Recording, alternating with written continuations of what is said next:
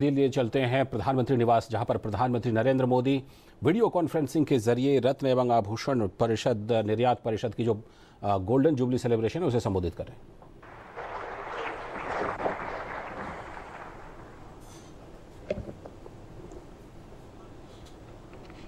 परम आदरणीय प्रधानमंत्री, my guests from all over the world and friends from diamond industry, our Prime Minister has been a friend, philosopher and guide to the entire diamond industry. For decades, he has helped the industry while he was the Chief Minister of Gujarat, nurtured to a state where this industry has become the leader in the world markets in processing of diamonds. Now he is no longer only a friend, philosopher and guide to our industry, but I was in Varanasi and I could see that he has been a friend, philosopher and guide to the whole nation, and how people are yearning for the change that he is going to bring to this country. What we could not do in last 40 years in our industry, our Honorable Prime Minister has done in just 2 months with demonetization. You see, we are in our industry wanted to abolish the Angadiya system. We in our industry wanted our laborers to open bank accounts and receive payments directly of the labor from our bank accounts. We could not do this. But in 2 months, thousands and thousands of bank accounts are opened in Gujarat. People are taking PAN card. So this is the effect of the bold policy that our Honorable Prime Minister is taking. Sir Prime Minister, we are in the middle of International Diamond Conference. We had a very hectic and good discussions today. We'll continue it tomorrow. We have people coming from all African countries, from Europe, from other mining centers, De Beers, Rio Tinto, and they had extensive discussion on diamond. We are in the middle of struggle which was happening from 2008 onwards. But I think that crisis is slowly disappearing, and now is the opportunity for us to grow. And for this, we need to put a proper structure so that we can develop this industry leaps and bounds. I had a meeting with Deputy Prime Minister of Russia just 2 days ago, and although we are buying their $5 billion worth of diamonds, which come to our country without duty, but our polished diamonds are going there and they have a very high tariff on these diamonds. I discussed this with him. I said, sir, your country has a very robust jewelry industry. Why do you levy such high duty on our diamonds, which are in fact mined in your own country? And he was very receptive. He has invited us after a month. And if this could be added into the agenda of our bilateral discussion with them, then probably he has agreed that he will look into the matter very positively. Sir, if Russia removes the duty, then the entire CIS countries, they will also remove this duty, and it'll be a very big market for us. So we can make a quantum jump of another few $1 billion in our exports of diamonds and jewelry. Sir, you had taken a very positive and bold step in implementing GST. Now, this is a very transparent method, and the whole country, especially our industry, welcomes it. And we are ready that at jewelry, there should be a revenue positive GST, not revenue negative, but revenue positive. But sir, all inputs that go into the exports, they should be zero rated like before. For instance, rough diamonds, which has been, because there was no custom duty and no VAT, this industry has developed in Gujarat and is giving employment to 1 million workers. If anything happens to this, like any import duties levied on this, China, which has currently 80,000 workers and has been trying to snatch this industry from us, will make it surely an attempt to enhance their business. इसलिए आपसे ये गुजारिश है कि ये जो GST में सिर्फ रफ डायमंड जो कि कोई पहन नहीं सकता है, उसको कम से कम फ्री रखें और जैसे ही वो पॉलिश का शेप लेता है उसके अंदर जीएसटी आना चाहिए। रजिस्ट्रेशन सबका होना चाहिए, रजिस्ट्रेशन बगैर एक भी कोई भी माल नहीं बिकना चाहिए, लेकिन जब रजिस्ट्रेशन होने के बाद जब जीएसटी लगे तो एटलीस्ट, क्योंकि गुजरात के अंदर छोटे छोटे कारखाने वालों को माल बार बार बिकता है, फिर वो लेते हैं बेचते हैं, तो वो एक्टिविटी में इतनी बार जीएसटी लग जाएगा कि और वो लोग अनपढ़ हैं, वो लोग उसको नहीं कर पाएंगे। हाँ, कि उनका रजिस्ट्रेशन होना जरूरी है। तो ये एक छोटा सा आपसे गुजारिश है कि इसको हमको हमारे लिए सुनेंगे। दूसरा, इस इंडस्ट्री को आपने जो हमको निर्देश दिया था नवंबर में विज्ञान भवन में कि जिस ढंग से हमारी डायमंड इंडस्ट्री का स्तर ऊंचा हुआ है, उसी ढंग से देश में हमारी ज्वेलरी के स्तर ऊंचा करने की आवश्यकता है। उसके लिए हमने बहुत विस्तृत प्लान बनाया है। देश में विभिन्न जगहों पे ज्वेलरी पार्क बनाने की आवश्यकता है, जिसमें कि ऑलरेडी देवेंद्र फडणवीस जी ने महाराष्ट्र में जगह दे दी है कि आप लीजिए और इसको बनाइए, जो कि ये पहला मॉडल एग्जाम्पल होगा जहां वन स्टॉप शॉप होगी, और इसी तरह सारे देश में बनाएंगे। स्किल करने के लिए ये आवश्यक है कि हम जब ये चीज बनाएंगे तो हमारे लोगों का स्तर इतना अच्छा होना चाहिए स्किल का कि सारे देश में, सारे विश्व में उनकी एक्सेप्टेबिलिटी हो। इसलिए हमने Indian institute of James and jewellery की विभिन्न जगहों पे स्थापना की है। बनारस में भी एक इंस्टीट्यूट अप्रैल में खुल रहा है, उडुपी में खुल रहा है, 5 इंस्टीट्यूट ऑलरेडी चल रहे हैं। लेकिन अब आवश्यकता इस बात की है कि एक जेम एंड ज्वेलरी यूनिवर्सिटी, जो अगेन फडणवीस जी ने महाराष्ट्र में खोलने की अनुमति दी है, जिसका की कार्य हम आगे बढ़ाएंगे।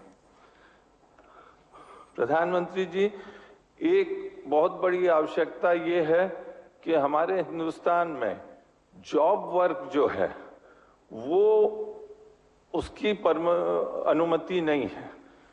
For instance, a person who is in Antwerp or is in Dubai, he wants to send his goods for manufacturing to India. He cannot send it, but he can send these goods for manufacturing to China because they allow these manufacturing in their own country. But we ask for identification and other things, so these goods don't come for manufacturing to India. This will at least increase 100,000 additional jobs in this country. And I think that this is a case where they only send for labor and it has to be re-exported. There can be checks and mechanism can be put in place, but this should be at least allowed, that job work should be done. Sir, this is the biggest example of Make in India industry. In this industry, we started in 1966 with only $35 million and few thousand workers. And today it has become a 1 million workforce only in diamond industry and 3.5 million in jewelry. This I intend to take it to 5 million workforce. And sir, my intention is that by 2022, today we are number 5, we want to become number 1 industry in the world to export jewelry.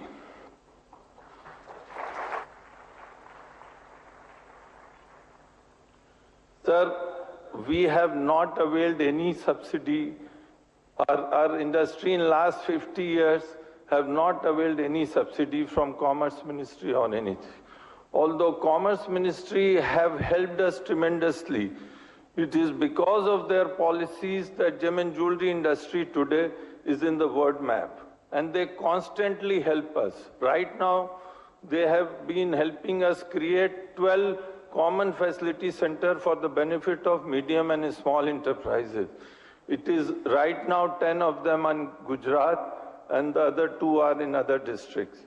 But these are the units which help smaller people use the latest machinery, the latest state-of-the-art machinery for their benefit. So such work is being held and which is helping the industry. But sir, one small request is there that in the latest budget, Vajpayee ji ने जो पहले हम लोगों को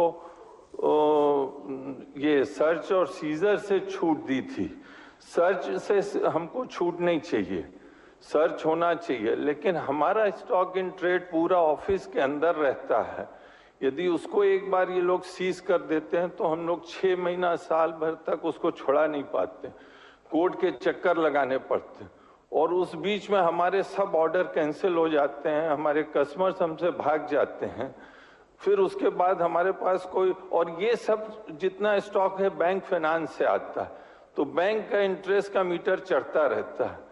इसलिए आवश्यकता ये है कि ये जो है सर्च होना चाहिए और यदि उनको कुछ ऐसी चीज लगे तो हमसे बैंक गारंटी ले लें, लेकिन हमारा बिजनेस न रोके, माल को सीज न करें, क्योंकि माल सीज करते ही हम लोग वल्नरेबल हो जाते हैं और उनके फिर जो भी अनजस्ट डिमांड होती है उसको भी पूरा करना।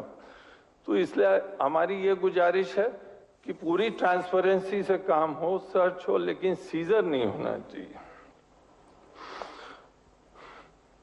हम लोग की इंडस्ट्री में हम लोगों ने जब से आप आए हैं तरह तरह के आपके जो देश के लिए आपने जिस ढंग से, जैसे गर्ल चाइल्ड के लिए आपने जो कार्य किया है, आपने जो टॉयलेट्स का जो स्वच्छ भारत के लिए काम किया है, स्वच्छ गंगा के लिए काम किया है, तो वो मैं हमारी पूरी इंडस्ट्री ने ये सोचा कि हमारे 50 वर्ष पूरे हो रहे हैं और हमारा एक छोटा सा योगदान यदि हो सके तो इसको करना चाहिए।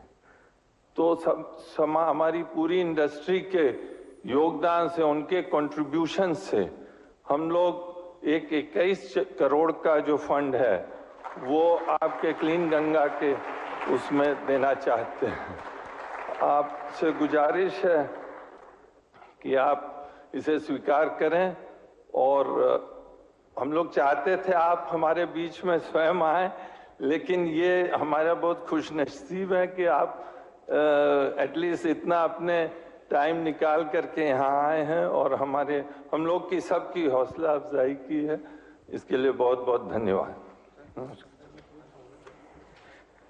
Thank you, and a warm round of applause for the Chairman of the Council, Shri Praveen Shankar Pandya. And now, ladies and gentlemen, our Honorable Prime Minister, Shri Narendra Modi.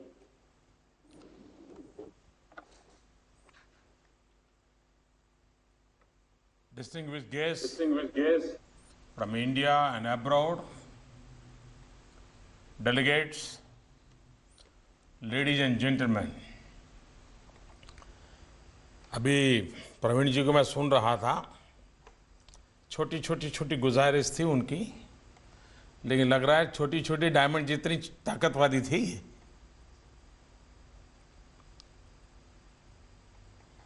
और आपने गंगा के लिए दान देने की योजना बनाई, इसके लिए मैं आप सबको बधाई देता हूं, धन्यवाद करता हूं। Friends, I am very happy to address you at this charity dinner at the International Diamond Conference. This conference is part of the Golden Jubilee celebrations of the Gems and Jewellery Export Promotion Council of India. The conference on the theme of Mines to Market 2017 brings together miners, diamond companies, experts, retailers, bankers, and analysts from across the globe. Since the Council was created 50 years ago, India has made rapid strides in this industry. As you all know, India is now the world's largest manufacturer of cut and polished diamonds. The gems and jewelry sector is one of the leading sectors in India in terms of value of exports as well as employment generation. In the last 4 decades, India has emerged as the leader in diamond manufacturing and export. Exports of gems and jewelry from India account for 15% of India's total merchandise exports. This is one of India's success stories. From just $28 million in 1966-67, exports reached $1 billion in 1982-83 and $2 billion in 87-88. It crossed $10 billion in 2003 and 4, $20 billion in 2007 and 8, and is now nearly $40 billion. Friends, till recently, Indian importers had to go abroad to view and purchase rough diamonds. This reduced the efficiency of the supply chain. Many of you wanted us to enable viewing and trading to happen in India. In December 2014, at the World Diamond Conference held in Delhi, I had announced in the presence of the Russian president that we would set up a special notified zone to achieve this. This promise has been kept.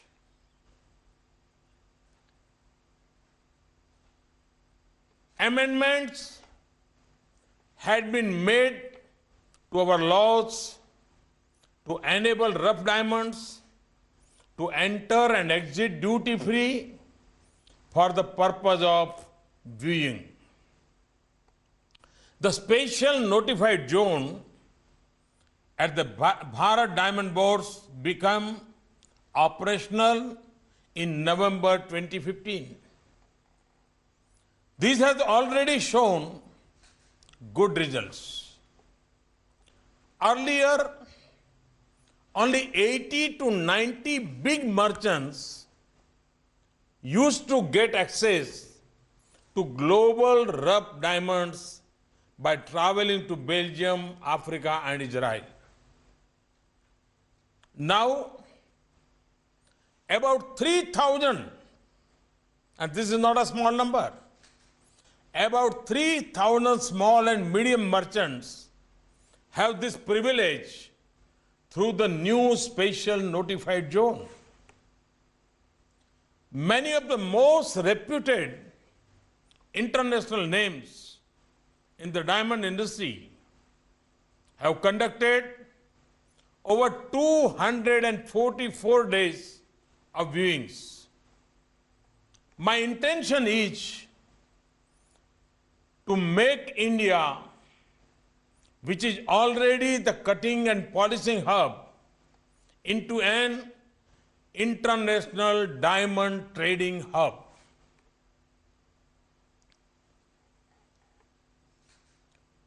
Ladies and gentlemen, our goal is to transform India in one generation.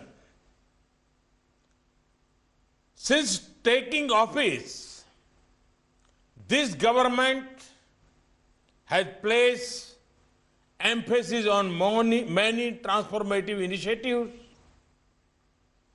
Make in India is one of them. Our aim is to make India a preferred destination for manufacturing. In the last 50 years, the gems and jewelry sector has accounted for $475 billion of exports. This is despite the fact that India has little diamond or gold production. Another important initiative is Skill India. Skill India aims to ensure that new attendants to the workforce have the necessary skill to contribute to the economy of the 21st century. The gems and jewelry sector employs 4.6 million people. Out of this, 1 million people are in the diamond industry alone. Thus, the gems and jewelry sector is a prime example of the potential of Make in India and Skill India. Today, we have with us ministers from several African countries. India cherishes its excellent relations with Africa. Our shared post-colonial heritage and the similarity of the challenges we face make us natural partners. I take this opportunity to assure my friends from Africa that India will be happy to support them in developing their gems and jewelry sector and in training their technicians. I began by saying that this sector has come a long way from where it was. However, it is still far, far behind where it should be. Our strongest area is diamond cutting and polishing. In terms of the global value, in the gems and jewelry market, our share is lower than it should be. Our future is much bigger than cutting and polishing alone. We have a lot of unexplored potential. Let me ask you a question. What is your strategy for increasing India's share of the handmade jewelry market? I'm told that to a significant extent, Indian exports are importer-led.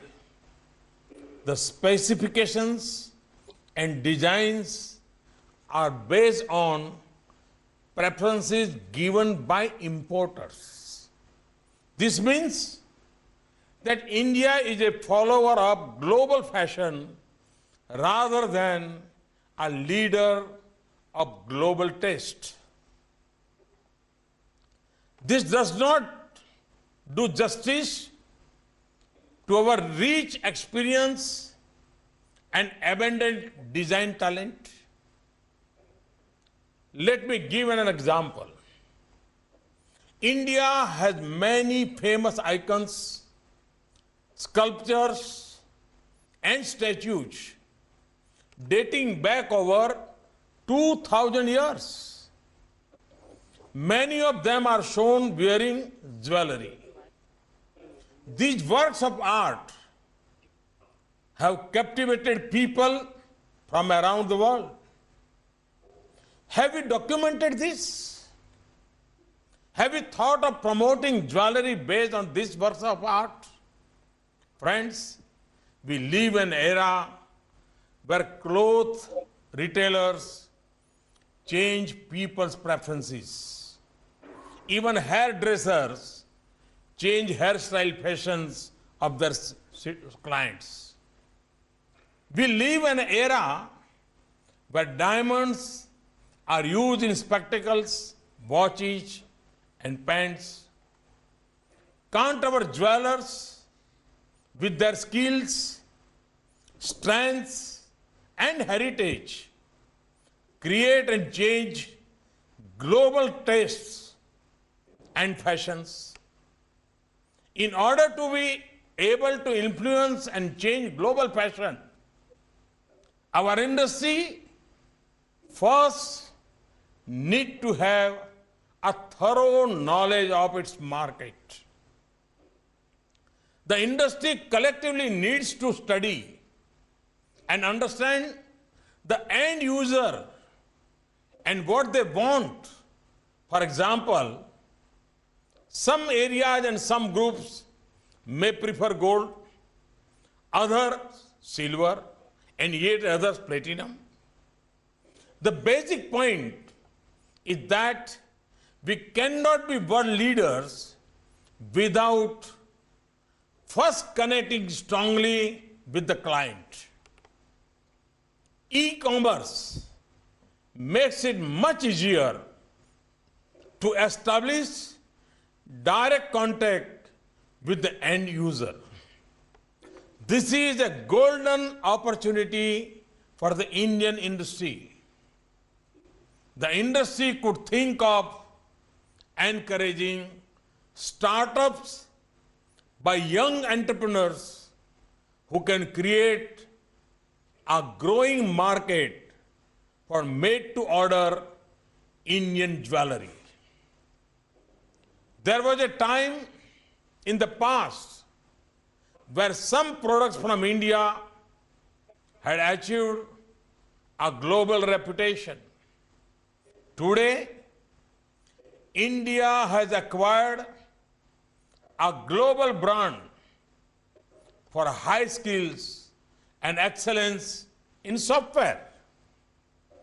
We are yet to do that in jewelry. If we do that, the potential is huge. This is a task which the Council should take up in right earnest. But the states also have a role to play.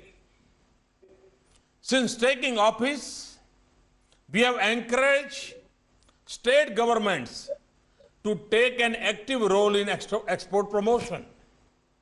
I hope the industry is in constant touch with all the states. Apart from exports, India is the fastest growing economy in the world. We also increase domestic demand.